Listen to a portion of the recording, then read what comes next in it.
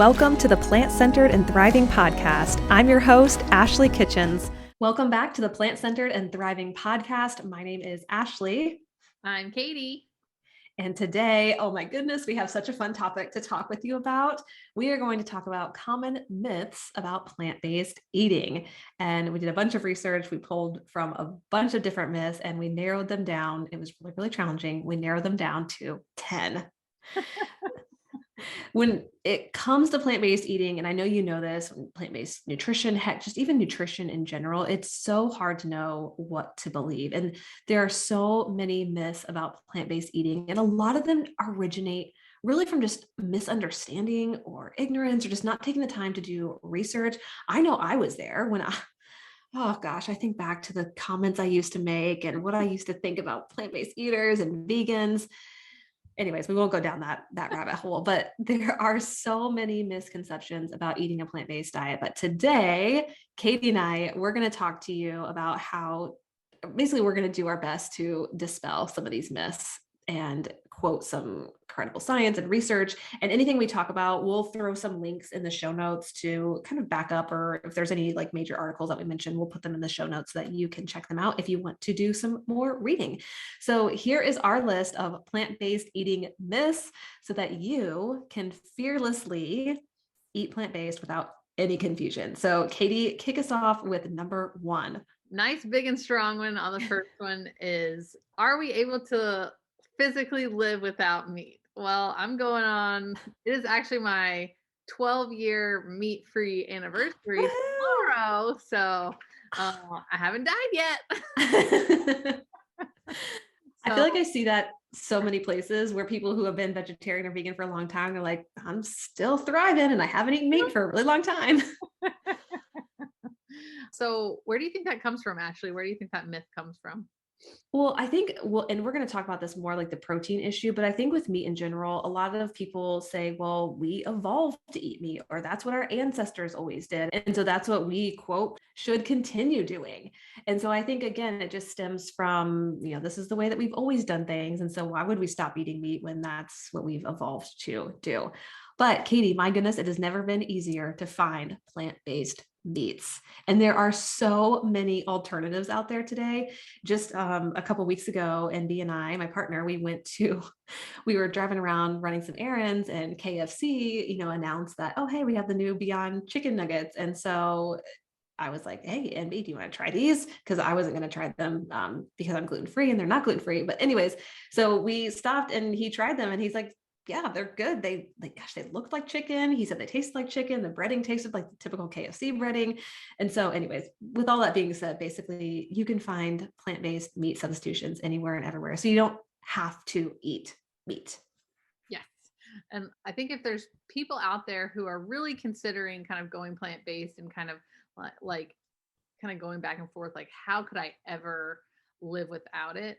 I always like to kind of explain it when people are asking me kind of how I do it or whatever.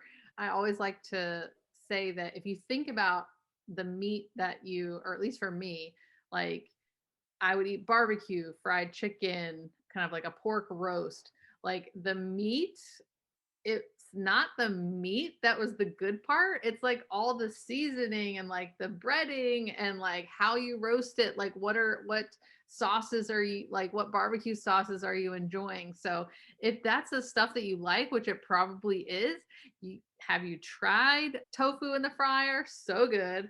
Like Ashley was saying, you can get chicken tenders at meat-free chicken tenders at KFC, got that covered. What else? Like so many spice blends for seitan and tempeh.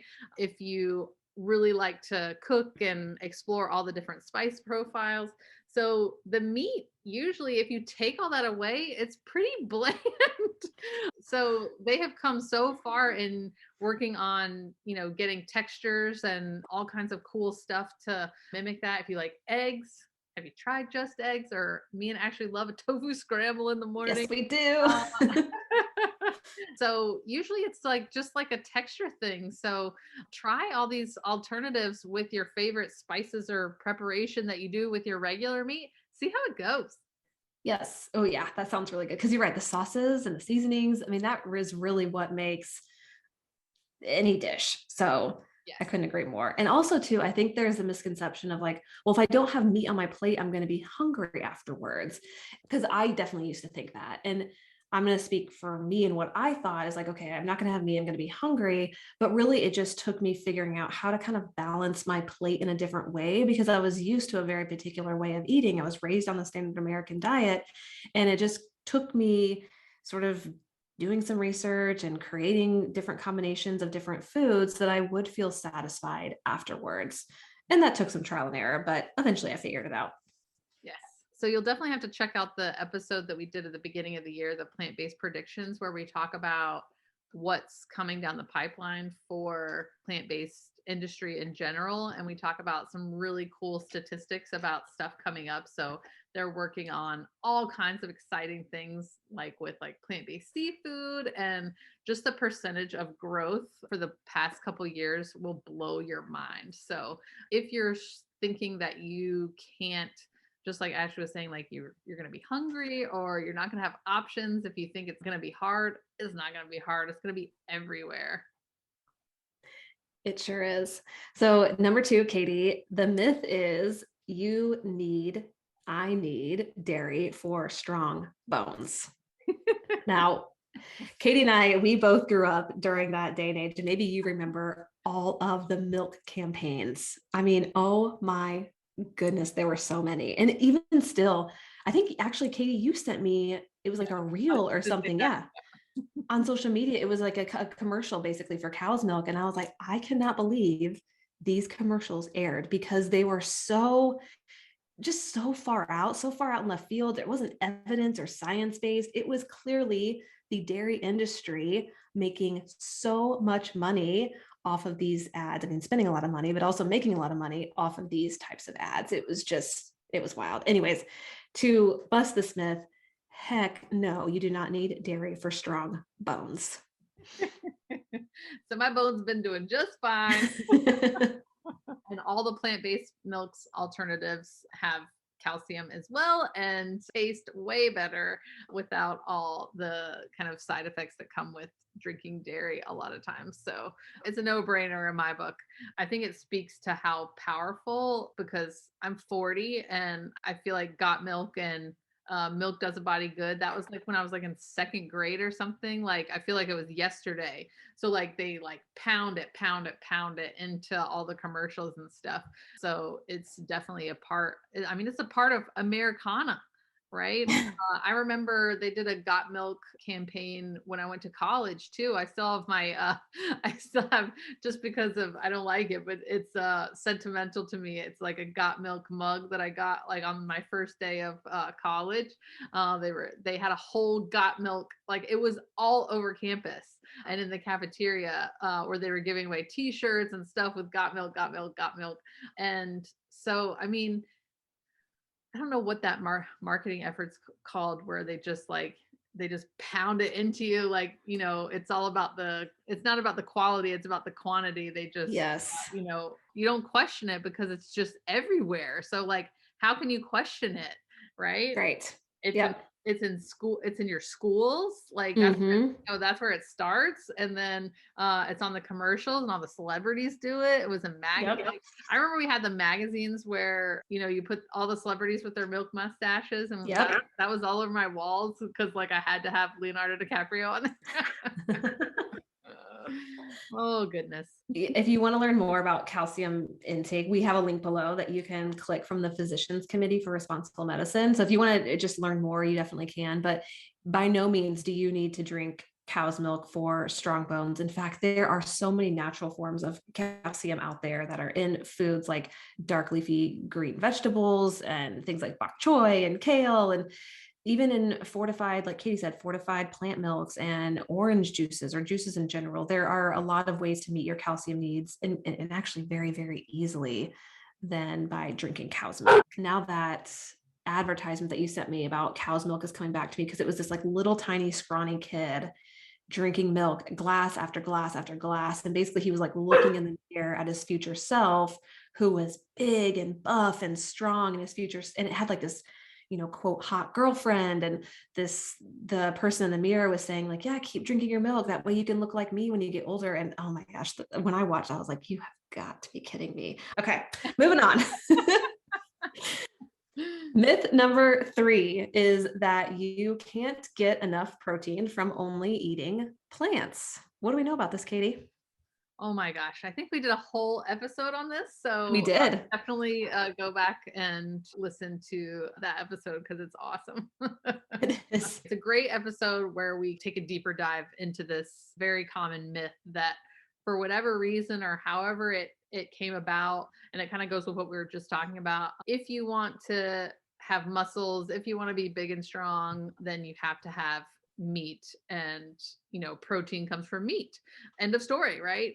So it's crazy to think about getting protein from anywhere else, because it's just what is kind of peddled to us, that protein comes from meat, and if we want to be big and strong, that's where we start.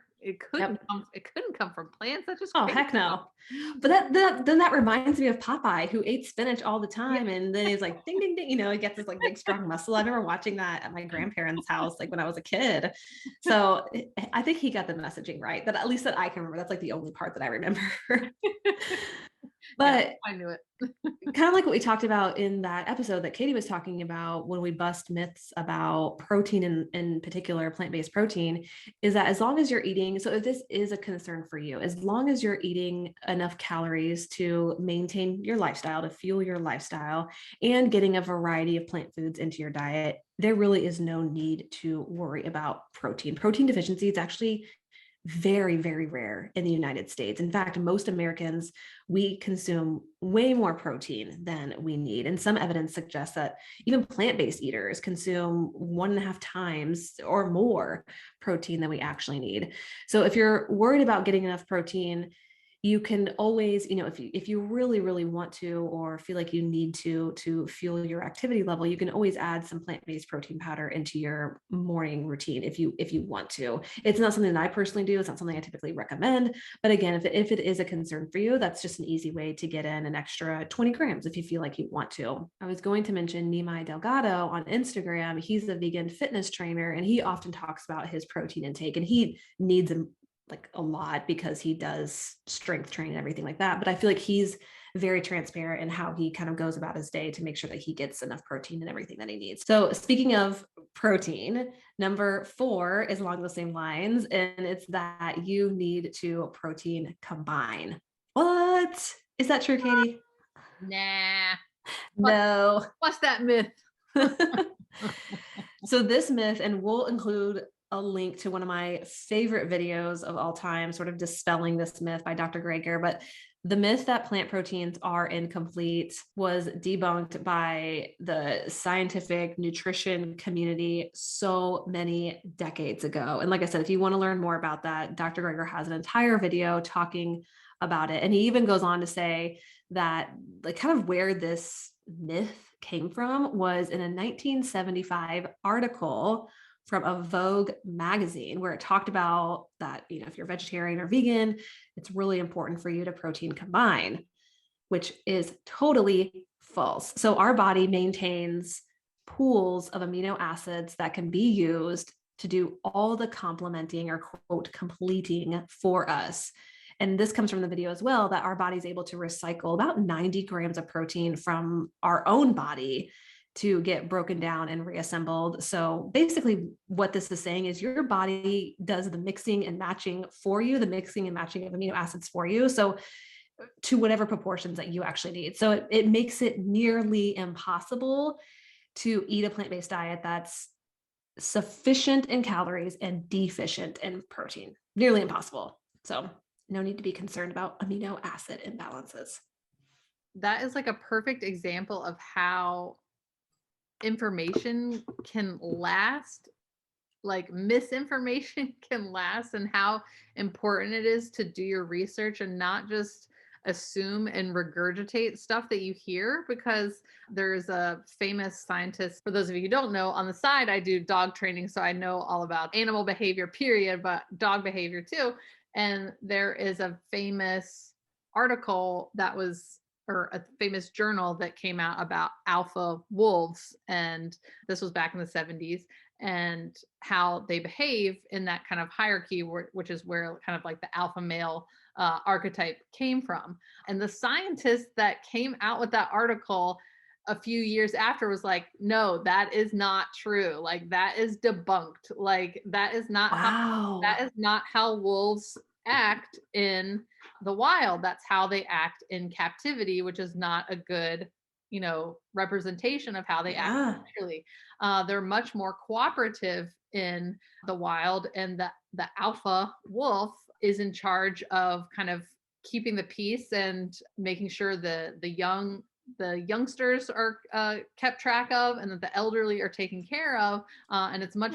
it's much more cooperative. And that's how this thing was debunked. And he's like, stop publishing my book. Like, I don't want that money. Even him, and he's like, stop it. And they keep, Wow. they keep regurgitating, and like, it's a lingering effect where that was debunked way back when in the 70s, but it's still around. I was going to say 30 years later, but what is that, like 50 years later? Oh, Oh my yes. So, moral of the story, when you're talking about these myths, is a lot of them stem from misinformation. So do your research and make sure you're comfortable with the resources that you're taking in, and that they're credible. Yep. Yeah. And if you don't know where to find like evidence-based nutrition information when it comes to plant-based eating, reach out to Katie or I, and we can give you that information. Katie at Plant Centered Katie and me at Plant Centered Nutrition. We have tons of resources available at our fingertips that we are more than happy to pass along to you that are available to consumers. So don't hesitate to ask. All right, Katie, what is number 5? Number 5, plant-based eaters are iron deficient. Ooh, are we? We can be. we definitely can. We definitely can be. And it turns out most Americans, this is one of the most common vitamin deficiencies, is iron. So it Mhm. doesn't really matter what you eat. You may want to get those labs checked to make sure you're getting enough iron. So it's not necessarily a plant-based issue. It's an everyone issue. Yep. Yeah. Iron deficiency. It is the most common micronutrient disorder in the world. And plant-based eaters are really no more at risk than regular meat eaters. But a recent review showed that vegetarians and vegans, yes, we tend to have lower iron levels, but we're not deficient. And actually, the article, and we can link it below, goes on to say that this actually might be advantageous because there really isn't a need to have high iron levels. And so it goes into talk more about that. But the authors also concluded that we should simply make sure to eat plant sources of iron, which if you just do a quick Google search of what are plant-based iron sources, there are a lot of great ones out there. And again, this goes back to sort of our messaging of making sure that when you zoom out and look at your week or even your month as a whole, that you are getting in variety into your diet, especially as a new plant-based eater. And meal planning can really help with that, which we talk about all the time. Shout out to meal planning. Yes, shout out to meal planning, some of our best friends. Also, too, then there are other studies analyzing vegan diets and nutrient intakes across different populations, and it consistently brought the same results that vegans have more than sufficient iron intakes. And in some of these studies, actually, vegan diets provided even more iron than all the other diets. So, really, anyone is at risk for a micronutrient deficiency. But plant based eaters, when we're talking about iron specifically, are no more at risk than a regular meat eater. And things like lentils, chickpeas, dark leafy greens, chia seeds, hemp seeds, dried fruits. Oh my goodness, they have varying forms of iron, and also to pairing your iron intake with a vitamin C source can help increase absorption as well. So a lot of great things that you can do to make sure that you don't fall into the category of iron deficiency if you follow a plant-based diet or not. And if you're interested in supplementation, Ashley has definitely kind of covered that topic at length. So if you kind of scroll back through her Instagram, we have lots of information on supplementation and stuff. But if you have any direct questions, you can always ask us. So, speaking of deficiencies, number 6, plant-based diets are nutrient deficient since there's no vitamin B12. Ooh, have you heard this one before, Katie? Right. Just a few times. So basically, and very, very simply, again, it's really easy to get all the nutrients you need on a plant-based diet, including vitamin B12, without eating meat. And I mean, if you think about it, there is a lot of research out there telling us how healthful a plant-based diet is, or eating just more plants in general is. And Matt Frazier from the No Meat Athlete, I like how he summarizes this. He says, quote, if vitamin B12 is the only reason we use to need meat, and we can now supplement with vitamin B12 and avoid meat entirely, could we maximize our health by doing so? Yeah, I love that. Definitely noticed this in our comments a lot of times when we're talking about controversial things like, do we need meat to survive, or vitamin supplementation? How can going plant-based or veganism be healthy if you need supplements in order to be healthy? And I love Matt Frazier. He's awesome. So I love that example as well. Like, when you're kind of looking at it from a pro con type of issue, if that's the one downside, I mean, what in life is perfect, right?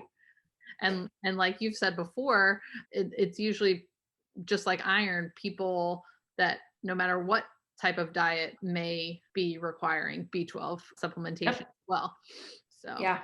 In fact, a large part of the meat industry is supplemented with vitamin B12 because they're not getting it from the ground anymore. And again, we could talk about this for hours, I feel like. So it's a myth that we're busting for a reason. Number 7, Katie, is that if you go vegan or if you go plant-based, it automatically means you're going to have good health. The reason we brought this myth in specifically is because I've worked with clients, Katie's worked with clients who have transitioned to plant-based eating, and their cholesterol maybe doesn't go down, or maybe they're still on blood pressure medications. And they're like, Ashley, I thought if I went vegan or if I went plant-based that I would automatically have this clean bill of health. I would come off my meds, my cholesterol would automatically go down. And that is the case for a lot of people. We've had so many success stories of that happening, but that is not the case for 100% of the population who go plant-based or who go vegan. It obviously genetics plays a small factor, and so does lifestyle and stress and sleep and so many other things, that it goes so far beyond nutrition. So yes, there are so many benefits from eating a plant-based diet, but that doesn't automatically mean that you're going to have this like picture perfect health screen either. Like when you're eating intuitively, the ultimate goal, and again, if you think about intuitive eating as sort of like a 10-step process, the ultimate goal is to choose foods that taste good, yes, but also honor our health at the same time. And so that can take some just trial and error to figure out what is going to be best for you when it comes to foods and your labs and your doctor's feedback, all that kind of stuff, dietitian's feedback. Let's go on to the next one, which is number 8. Katie, what is number 8? ooh, that's a good one. So a plant-based diet isn't safe for children. That's a good one. Ooh. Ooh. I love that we have so many podcast episodes to refer you back to. So we'll link in the show notes Carla's episode where we specifically talk about why plant-based diet is perfectly fine for children. And what a great myth to bring up, because again, I think that's one of those that's like still a little bit controversial, even though plant-based, I feel like plant-based eating and a vegan lifestyle is much more common now. I think there's still some eyebrow raising when you're talking about raising kids on a plant-based diet for whatever reason. It's that same thing, like, oh, how can they survive if they don't have their milk growing up? Right? And what's funny is we've talked to a couple other moms who have shared their experience raising vegan kids, and there still is this stigma, even from doctors, healthcare providers, saying like, whoa, like you're vegan, your kids are going to be vegan. Like, I don't know about that. And two, just a lot of judgment from other parents or other people who are taking care of kids who just don't quite understand that yes, eating plant-based from starting at infancy, starting in the womb can be completely healthful for anyone. And in fact, according to the Academy of Nutrition and Dietetics, this is the group that a lot of dietitians are a part of. I'm a part of it. Is their stance on this is that a plant-based diet, a vegan diet, is safe for all life cycles, including little babies. So, and children. It's totally fine. But it does, again, it takes some planning. And Carla, she specializes in vegan kids and she's a registered dietitian. She talks about how, yeah, you definitely have to make sure that you do your research, that you do get credible information from people. And she's just such a wonderful source if you are raising a vegan child right now or want to raise a vegan child right now. And again, she talks about just making sure that your kids are getting all the nutrients they need to grow and to be healthy. And that might take working with someone like Carla or just doing research on your own from credible sources to make sure that they're getting everything that they need. Absolutely. And a lot of what she talks about is the same thing that we've been talking about, is making sure they're getting enough calories and making sure they're getting the variety. So those are kind of the two cornerstones. If you kind of make sure you check those off, you're going to be okay. They are the cornerstones, aren't they? For like Are. all life cycles. They are. Yeah. So number 9 is, this is a topic that's near and dear to my heart. The myth is eating soy increases your risk of cancer. Ugh, that even just saying that out loud just like lights a fire in me. And if you're curious about this topic in particular, I have a link in my bio on Instagram specifically talking about this because I think it is such an important topic. And oh my goodness, one of my clients, she sent me a reel from a vegan influencer that basically was demonizing soy. And this person has hundreds and hundreds of thousands of followers. And she sent it to me and she's like, is this true? Should I only be eating soy once or twice a month? And I was like, this is not based in evidence. This is completely false. Like I was so upset because again, you have someone who has a lot of followers, who has a lot of influence on social media and is out here and is vegan as well, out here demonizing soy. And so one thing that I like to do is approach this type of information from an evidence-based background, which is why I link that specific paper in my bio. But so please stop me, Katie. I'm just going to keep going. I love when Ashley gets on her soapbox and it's all fiery. She means business. I too.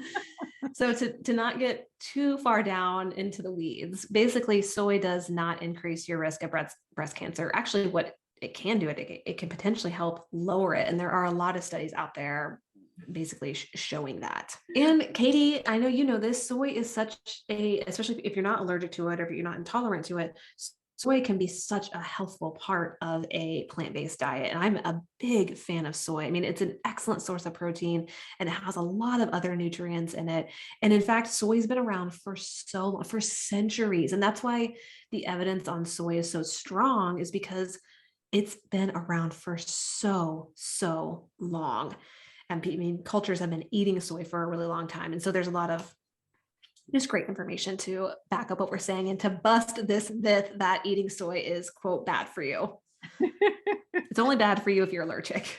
And I think it's just another, I think, again, a running trend through these myths are, you just have to question kind of where they originated from. Some misinformation. It's kind of like a game of telephone. Like every time it gets passed around, it gets a little bit misconstrued. And, so that's again why it's so important to really understand your resources and do the work to make sure ingesting in terms of, information is, copacetic.